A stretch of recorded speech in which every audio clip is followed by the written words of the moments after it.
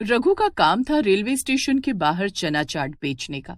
अक्सर वो देर रात तक वहीं बैठा रहता था और आने जाने वाले लोगों को गाते हुए चना चाट बेचता था, और उसका गाना सुनकर लोग भी रुक जाते थे। अरे ले लियो मस्त मसाला वाली चना चाट, जिम जाने वालों के लिए बढ़िया नाश्ता। ले लो रे ले लो, हल्की फुल्की भूख मिटाओ, अरे हमरा मसालेदार चना चाट खाओ। रघु के गाने से अक्सर लोग रुककर उससे चना चाट ले ही लेते थे, मगर सिर्फ दिन में। शाम होते होते उसका चना चाट का काम ठप होने लगता था। एक दिन जब वो शाम को बैठा चना चाट बेच रहा था, तभी वहां उसकी पत्नी मीना आ जाती है। अरे ओ, भला तुमने गाना क्यों बंद कर दिया? गाओगे नहीं तो लोग हमारी चना चाट कैसे खाएंगे? इतनी मेहनत से मैंने ये बनाई है, ऐसे तो फिर से सब बेकार हो जाएगा और फिर फेंकना पड़ेगा। अरे भाग्यवान, कितना भी गा लूं, अभी तो वैसे भी कोई नहीं आ रहा। शाम के बाद कहाँ कोई आता है। मैं तो कहता हूँ चलो घर चलते हैं। हाँ, ताकि तुम घर जाकर पैर पसार कर आराम करो। कोई घर नहीं जाना है, मैंने कह दिया सो कह दिया। अच्छा, तो घर नहीं जाएंगे तो फिर और क्या करेंगे? यहाँ बैठने से तो कुछ भी नहीं होने वाला। ठीक है, फिर एक काम करो, आज से सुबह से शाम तक यहाँ चना चाट बेचा करो और फिर शाम के बाद ट्रेन में चले जाया करो। ट्रेन में कमाई जरूर होगी। ओहो, उसमें तो बड़ी मेहनत है।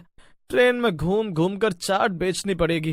अरे तो क्या अपने परिवार के लिए इतनी मेहनत भी नहीं कर सकते? चलो भागो यहाँ से, जो पहले गाड़ी दिखे उसमें चढ़ जाना और ये सारी चना चाट बेचकर ही घर वापस लौटना, समझे? बेचारे रघु को मीना की वजह से उठना ही पड़ता है। अपने चना चाट की टोकरी लेकर वो ट्रेन में चढ़ जाता है, लेकिन पीछे खड़ी मीना चिंता में सोचती है, आज ये पहली बार ट्रेन में अकेले जा रहे हैं। एक काम करती हूँ, साथ देने के लिए मैं भी ट्रेन में चढ़ जाती हूँ। शायद मैंने ज्यादा ही गुस्सा कर दिया था। मीना भी रघु के पीछे ट्रेन में चढ़ जाती है और उसे ढूंढने लगती है। अरे कहाँ चले गए ये, दिख क्यों नहीं रहे?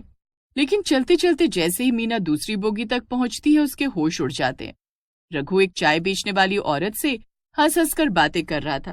ओहो, आप तो बड़े मजाकिया और हैंडसम भी। मैंने इतना हैंडसम चना चाट बेचने वाला आदमी आज तक नहीं देखा। और आप तो बड़ी अच्छी बातें करती हो, एकदम मीठी मीठी। अब वो तो है, मेरी बातें भी एकदम मेरी मीठी चाय जैसी हैं।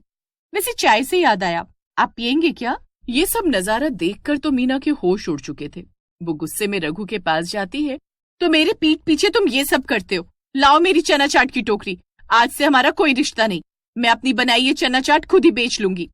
मीना झटके में रघु से अपनी टोकरी छीन लेती है और वहां से जाने लगती है, और रघु को बहुत शर्मिंदगी महसूस होती है। मगर शर्म से ज्यादा उसे मीना पर गुस्सा आ रहा था, क्योंकि मीना ने सबके सामने उसे थप्पड़ जो मार दिया था।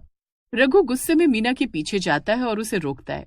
तुमने अच्छा नहीं किया मीना, तुम्हें सबके सामने मुझे थप्पड़ नहीं मारना चाहिए था, मेरी बहुत बेइज्जती हुई।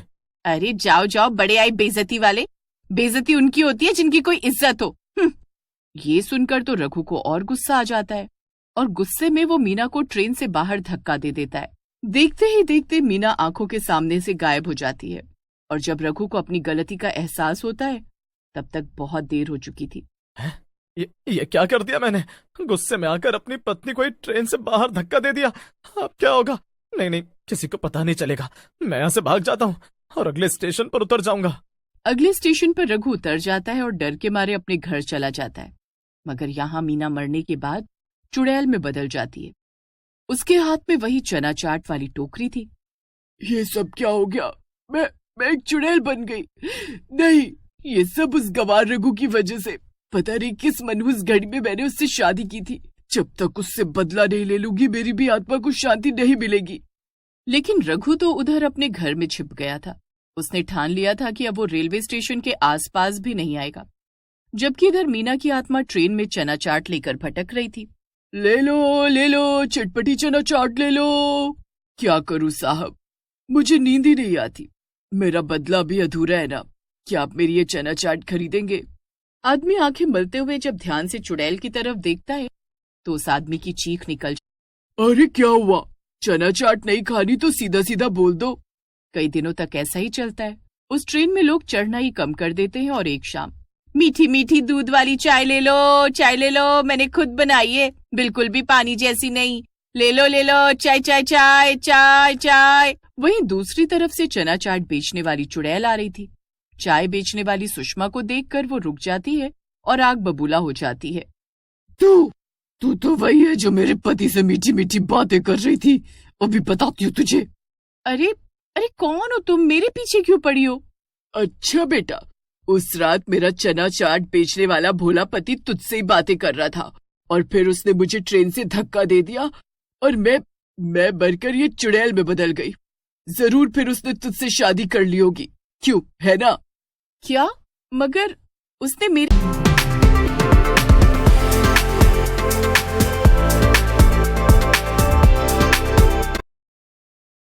मेरे लिए तुम्हें नहीं मारा। उसने तो इसलिए तुम्हें मारा होगा क्योंकि तुमने उसे सबके सामने थप्पड़ मारा था और उसके बाद से तो मैंने उसे कभी दोबारा देखा ही नहीं। और मैंने तो सुना है कि वो पकौड़े बेचने वाली सिमरन और इडली सांभर बेचने वाली रिंकी से भी ऐसे ही बात करता था। हम सबको तो पता ही नहीं था कि उसकी शादी हो चुकी है। क्या? मेरे साथ इतना बड़ा विश्वासघात? उसकी वजह से मैं यहाँ ट्रेन में इतने समय से भटक रही हूँ और वो घटिया आदमी घर में छिपा बैठा होगा। तो तुम उसके पास क्यों नहीं चली जाती उससे बदला लेने के लिए? नहीं, मैं इस ट्रेन से बाहर नहीं निकल सकती।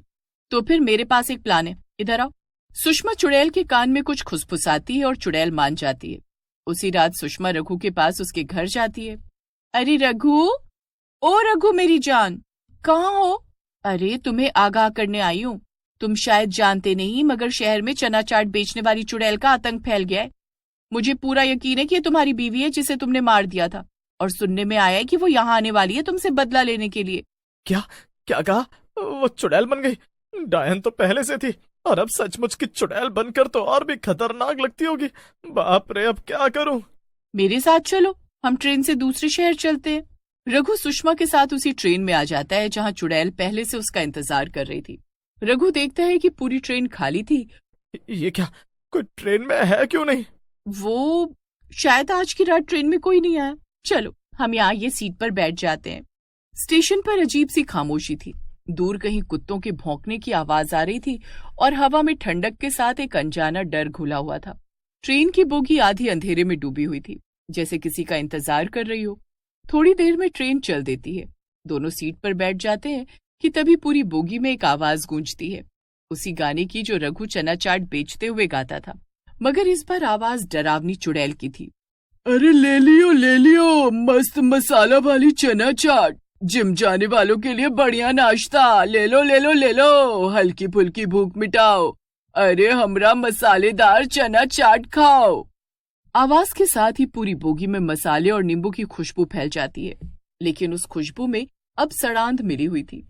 ये आवाज सुनकर रघु के रोंगटे खड़े हो जाते हैं।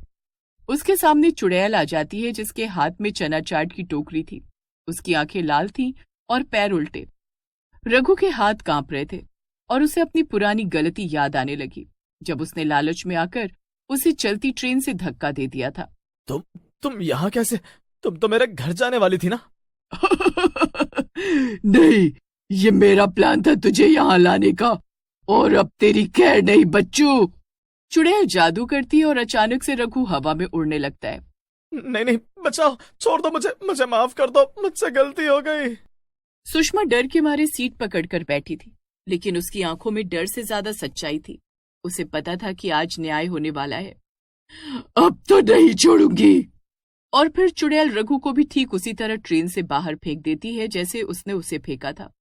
एक तेज हवा का झोंका आता है और सब कुछ शांत हो जाता है।